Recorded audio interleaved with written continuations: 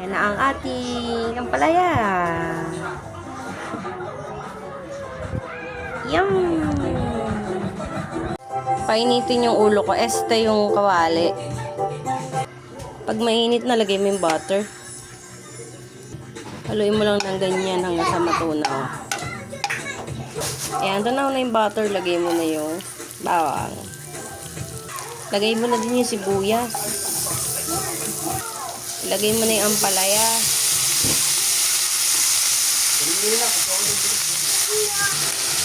Haluin mo ng konti.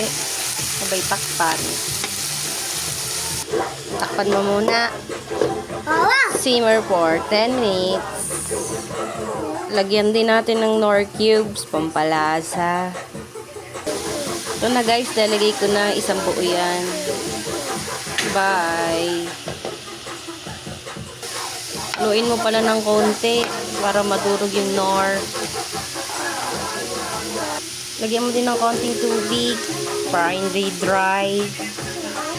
Ilagay na din natin yung tomato para maluto.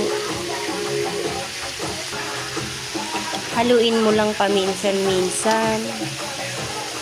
Tapos takpan mo na ulit. Pakuluin muna natin ng 10 minutes. Tapos balikan natin ulit. Lagyan natin ng egg. Lagay tayo ng 4 eggs.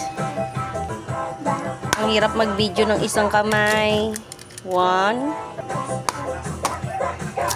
2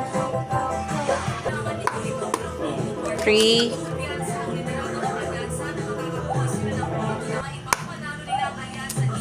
4 egg. Lagyan natin ng konting Himalayan salt. Tapos haluin mo. Ay, ba't kutsara pala yung nakuha ko? Sorry guys. Okay na yan, basta mahala. Okay na yan. Ayun yung dalawang nag-iintay sa kulay. Ilagay na natin yung egg. 4 yarn.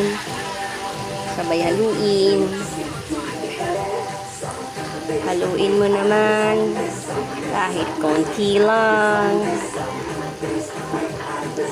Lagyan natin ng oregano leaves.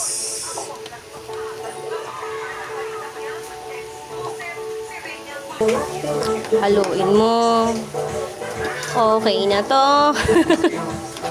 Taste test na tayo guys.